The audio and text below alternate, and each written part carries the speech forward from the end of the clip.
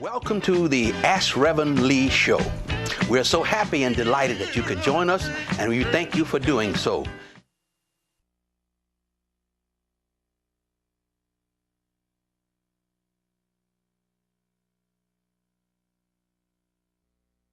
Again, let me say, welcome to the Ask Reverend Lee Show.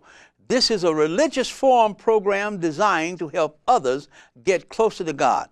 I'm your host, Evangelist Lee McLean, and do we have an interesting, exciting, and attractive program for you today with some real visuals, exciting visuals, and a little historical background about the African American experience.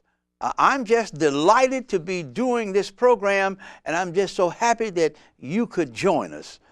I'm going to show you or share with you some of the visuals that I have. On camera number one, we have the theme of this show. This is Black History Month, February 2011.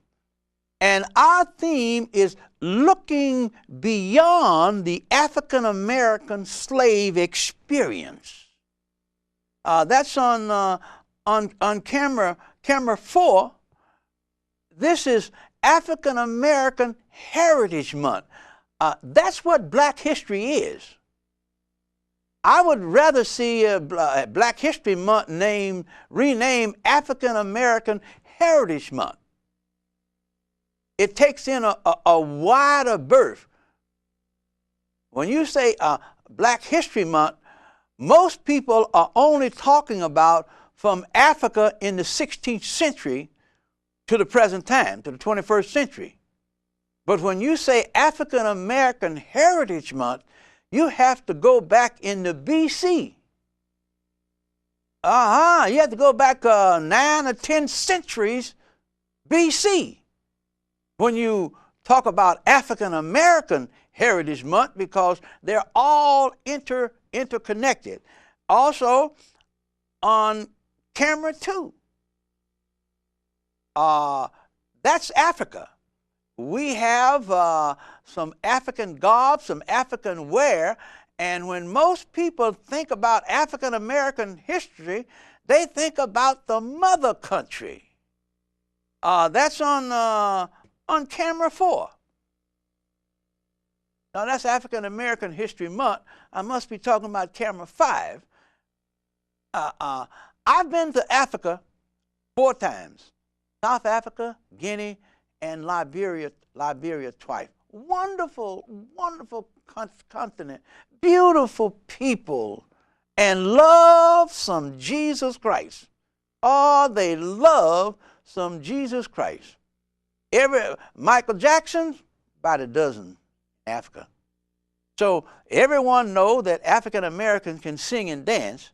So on this Black History Month program, you won't have any singing and dancing.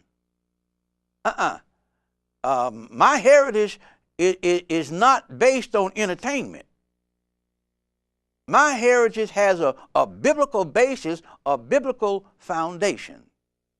Now, as usual, we will read a passage of Scripture, we will say a prayer, and then we'll go into a discussion of African American biblical heritages. Biblical heritage. Looking beyond the African American slave experience, which happens to be an unfortunate event in history. We want to go beyond Africa, back into the Middle East.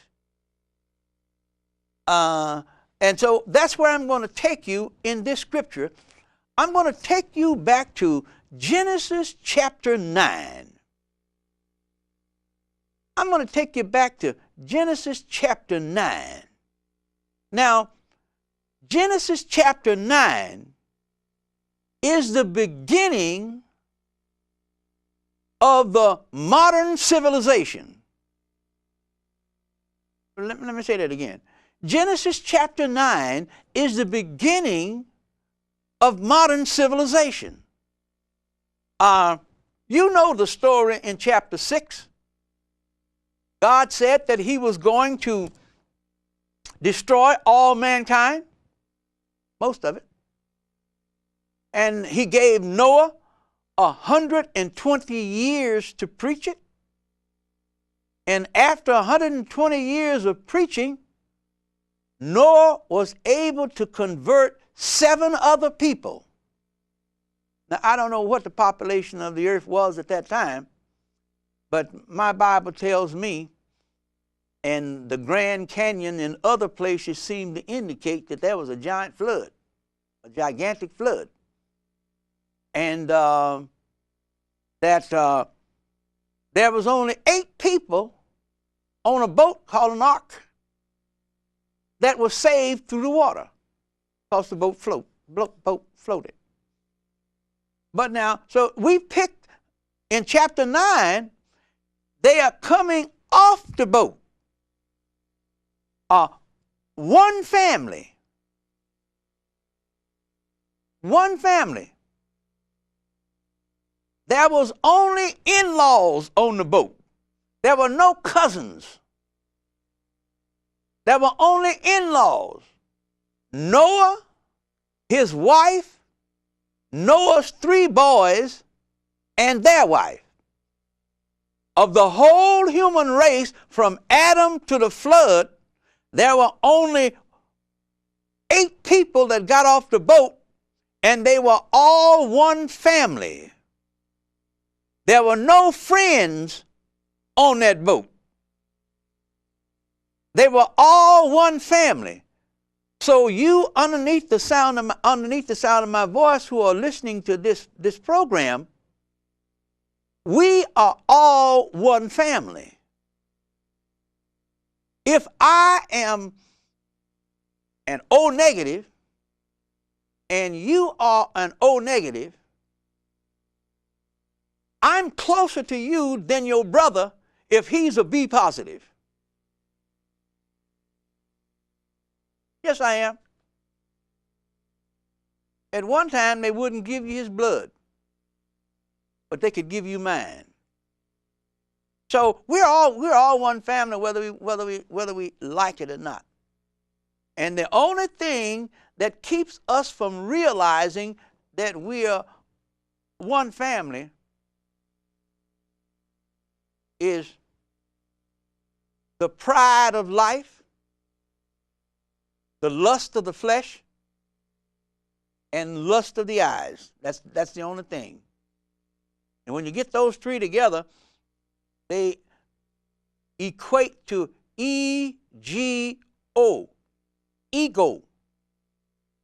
And every now and then somebody will come out with some study to satisfy their ego.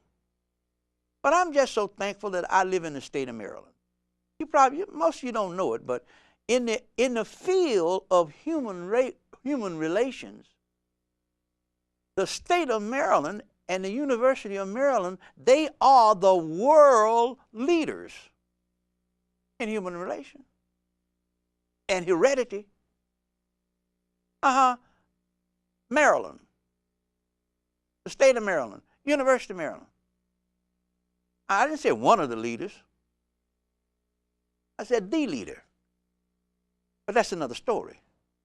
I hope to show it to you one day. So we're in Genesis chapter 9, and we're talking about the origin of modern civilization as we know it today. After the flood, 8 people got off a boat someplace in Turkey, as history goes. And this is the account of God's dealing with the 8 people that got off the boat. A husband and wife, 3 sons and their wives. That's all. All brothers. Now, and so I'm going to begin reading at Genesis 9 And I'm going to go through 9 to 11, 19, 25 to 27 because my history lesson in African American history beyond Africa is going to be taken from Genesis chapter 9, verses 25 through 27. But I'm going to read the prelude. Genesis chapter 9, verse 8. Then God spoke to Noah and to his sons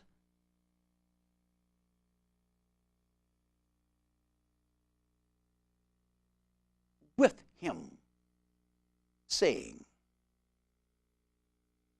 Behold, I establish my covenant of pledge with you and with your descendants after you. So look, don't tell me about the Abrahamic covenant. Don't beat me over the head with the Mosaic covenant. Because as an individual, I come under God's covenant with me. I got my own covenant. I don't need the Abrahamic covenant, even though God later gave it to me. Before he gave Moses the Mosaic law and the Levitical priesthood, I already had a covenant with him. And so did all the Gentile nations of the world. All the Gentile nations of the world, all the non-Jewish people of the world had their own covenant with God before his covenant with Abraham. The Abrahamic covenant and the Levitical priesthood and Mosaic law, the covenant with Israel, is a means of giving to me my covenant that I had before they did. The Abrahamic covenant and the Israelite covenant, they are means. But my covenant comes from Genesis chapter 9, verses, where was that? Verses 9, Genesis 9:9. Okay, so having established that God established a covenant with Noah and his 3 boys and their descendants in Genesis 9:9, and with every living creature that is with you, whether the birds, the livestock, or the wild beasts of the earth along with you, as many as came out of the ark, every animal of the earth. Case in point. There is, at one time, there were some clean animals and unclean animals. That was for Israel's purpose. But here, God established a covenant with all the animals. I will establish my covenant of pledge with you. Second time. Never again shall all flesh be cut off by the waters of a flood. Neither shall there ever again be a flood to destroy the earth and make it corrupt.